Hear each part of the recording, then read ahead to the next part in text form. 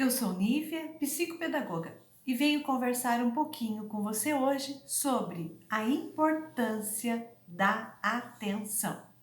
E hoje nós vamos conversar sobre a atenção do modo mais geral. Outro dia a gente vem novamente para conversar sobre os diversos tipos de atenção, tá bom? Então vamos lá. A atenção, ela é uma condição básica para o funcionamento favorável de todos os processos cognitivos que nós temos. Eu estou aqui com o meu notebook olhando os pontos para passar direitinho a ideia para vocês. Então vamos lá.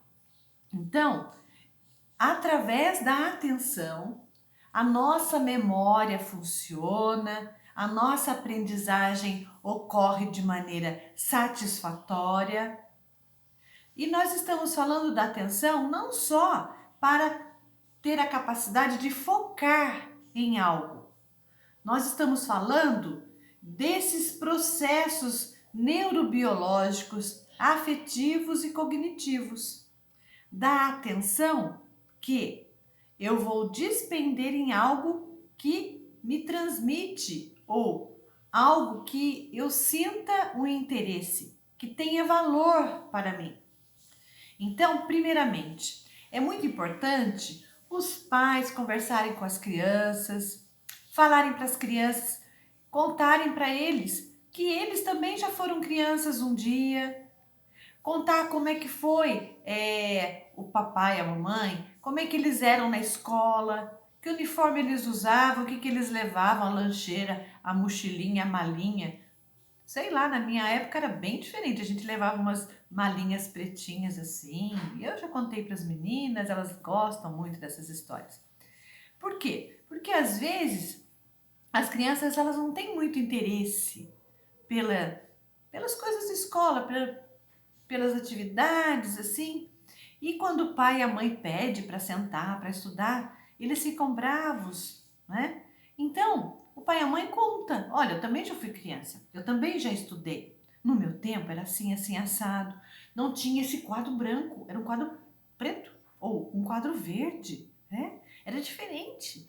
E aí a criança vai ouvindo e ela vai pensando, poxa, olha lá, meu pai também estudou, minha mãe também estudou. Era mais importante eu estudar matemática, porque eu tinha mais dificuldade. Ou era mais importante eu estudar língua portuguesa. Eu tinha uma certa dificuldade em ler e compreender. Então a criança vai percebendo que os adultos também se esforçaram, também despenderam uma atenção para poder aprender. E como isso é importante na vida dos adultos hoje em dia. Geralmente, com aquilo que a gente mais brinca e mais sonha quando é criança, a gente vai ser a nossa profissão de adulto. Tem pesquisa que já diz isso. Do que você brincava muito quando criança? Presta atenção, não é a sua profissão hoje? Então, meninas e meninos, o negócio é esse. A gente vai colocar a atenção naquilo que a gente tem interesse, naquilo que a gente tem um vínculo afetivo. Então, por isso que é importante sentar-se, conversar com os filhos, falar da importância do estudo, que todo mundo estuda. Mesmo adultos, a gente ainda pode e deve continuar estudando, que estudar faz bem, né? E aí, organizar uma rotina diária, à noite senta com o filho, faz a rotina do dia seguinte, coloca lá 7 coisas mais importantes do dia. E a primeira é a mais importante. Vamos elencar por ordem de importância as atividades.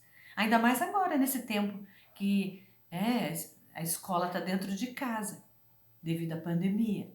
Daqui a pouco volta para a escola, mas vai ser um normal diferente ainda, né? E em casa, às vezes, perde-se um pouco o interesse porque vai cansando estudar sozinho.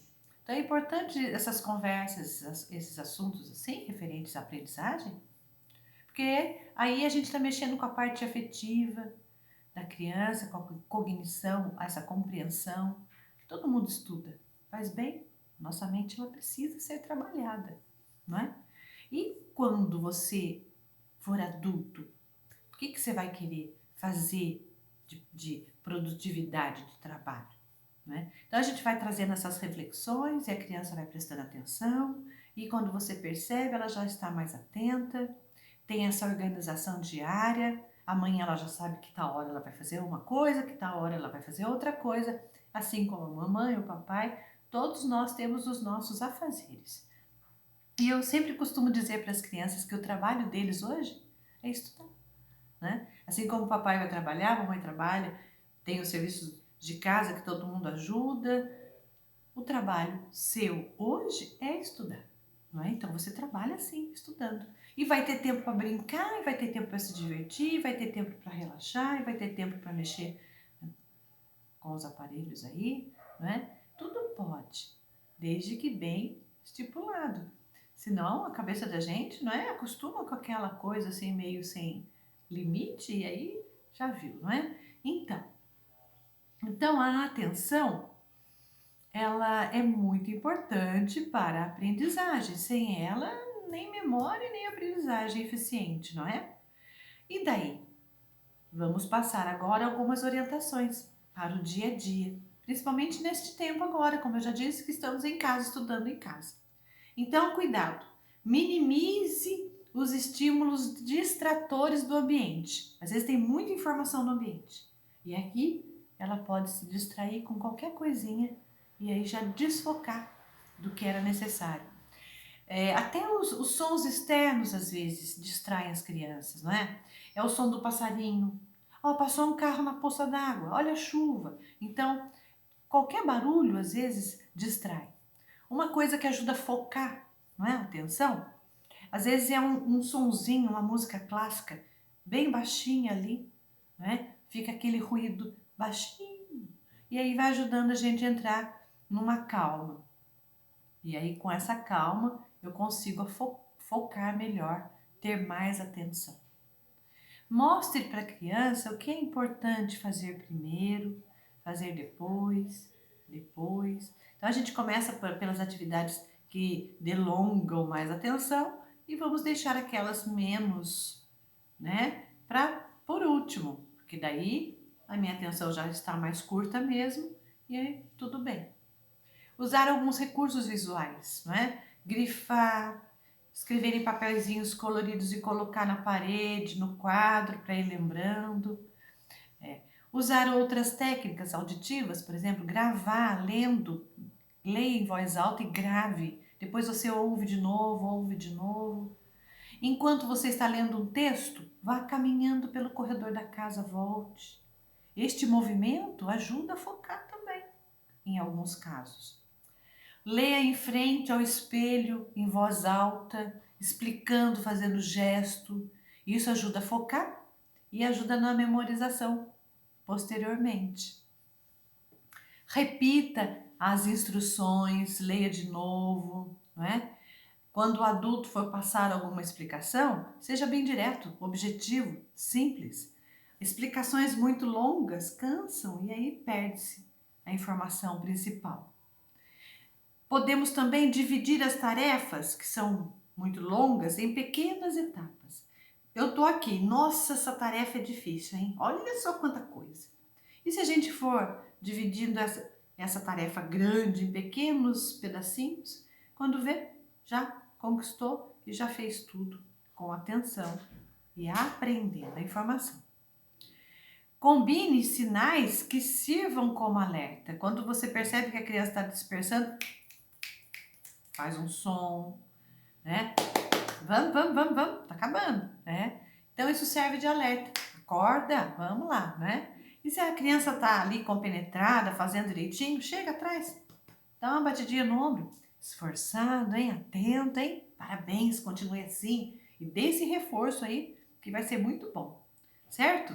Isso tudo ajuda, né? E você vai monitorando o progresso, vai vendo se essas orientações vão ajudando a manter a atenção concentrada por mais tempo, mais facilmente. E essa conversa inicial que nós tivemos vai ajudando a amadurecer, a entender como é importante estudar, é o trabalhinho dele, não é? Todo mundo trabalha e todo mundo pode estudar sempre. E, por exemplo, se a gente tem uma lição muito difícil, vamos fazer logo para acabar logo e entender logo. Se a gente deixa o difícil por último, a gente fica cansado e aí vai postergar mais ainda. O que mais? Vamos ver. Valorize os deveres de casa, seja criativo, reforce a parceria, não é? Você me ajuda hoje, eu te ajudo amanhã. E, principalmente, cuide muito bem da autoestima dessa criança, desse adolescente, até do adulto, não é? Com elogios sinceros, né? Você elogia e que aquele elogio seja sincero, que a sua fisiologia, o seu rosto, todo o seu jeito de ser mostre que você está verdadeiramente feliz, contente com aquele resultado. E ele também pode ficar feliz, contente, porque ele se esforçou e olha o resultado bom. Então, às vezes a gente até faz elogio, mas não é muito verdadeira. Ah, eu vou elogiar porque daí ele vai entender que, mas ele não foi tão eficiente assim. Então ele vai perceber que aquele elogio não é muito sincero. Então aquilo não pega muito bem. Explique, converse, siga essas orientações, divide em pequenas etapas, faça uma rotina organizada. E se ele vai melhorando, você vai elogiando sinceramente. Isso é importante, né? Então, quando volta para a escola também, o professor pode lançar mão de algumas orientações assim que vão ajudar a criança a se sentir bem, importante, útil. E com isso, a afetividade entre professor e aluno vai aumentando e aí ele vai ficando mais focado nas atividades, porque ele gosta, ele quer agradar também o professor, ele se sente importante. Então, pedir para cada dia um ser o ajudante do professor, distribuir os cadernos, recolher, né? Apagar o quadro branco, essas coisas assim, levar o recado. E aí a gente vai deixando cada dia um ajudando, eles vão se sentindo importantes, né? Ter tempo para a brincadeira. Vamos focar a atenção agora, que daqui a pouco, ó, vai ser a hora da brincadeira. Oba! E com isso a gente aprende muito. Eu me esforço, porém existe também o tempo que eu vou poder brincar, que vai ser um tempo bom para eu poder relaxar, para eu poder sorrir, brincar à vontade. E você vai poder escolher o seu jogo preferido, né? Então, olha só. A gente vai aprendendo a focar a nossa atenção no que é importante para nós. Com isso, os elogios vão vindo, a autoestima vai melhorando. Com isso, as notas, que é uma consequência de tudo isso, também melhoram. E aí, o aprendizado acontece de forma mais satisfatória, mais natural, e nós só temos a ganhar com tudo isso. E aí você fala, gostei do seu esforço, como você está ficando aplicado, olha só, que capricho, que letra bonita, olha, você tem se empenhado bastante, você pode sim ficar cada vez melhor, se empenhe, é assim mesmo. Você conhece alguém que faz isso bem feito? Então, você também pode. E assim, a criança vai ficando cada vez melhor. E ela pode sim, de verdade, ficar cada vez melhor, até nesse aspecto da atenção. Uma coisa está correlacionada à outra, são elos, não é? Um ajuda o outro. Aprendizagem, atenção, motivação, afetividade, tudo junto, né? Então você vê que é complexa a coisa. Não tem como a gente falar de atenção sem falar de afetividade. Não tem como a gente falar de atenção sem a gente falar de organização. Não tem como a gente falar de atenção. Então, uma coisa ligada à outra. As pesquisas mostram que nós temos 1 minuto de atenção concentrada por idade. O adulto chega no limite, não é? De 15 minutos de atenção concentrada. Depois ele dá uma mexidinha, levanta, vai beber uma água, volta, mais 15 minutos de atenção concentrada. Ele brinca um pouquinho, né? 15 minutos de atenção concentrada. Então a gente vai tendo essas quebras e retomando a atenção concentrada. Porém, as pesquisas mostram que de alguns anos para cá, esse limiar, que era de 15 minutos, tem caído. Então, os adultos às vezes têm 12, 10 minutos de atenção concentrada. Por quê? Porque ficam muito agora nos aparelhos eletrônicos. Enquanto está conversando com a pessoa, está mandando mensagem, está vendo figura, está vendo foto, não sei o quê. Então, assim, a atenção, ela vai por muitas veredas Então, a minha atenção concentrada e sustentada, ela tem diminuído um pouco. São muitos estímulos. E lembre-se como nós falamos lá no início, hein? Diminuir os estímulos ao redor. E nisso também. Então, colocar a rotina até nesse mexer nos aparelhos eletrônicos faz parte e é importante. Coloque tempo para tudo.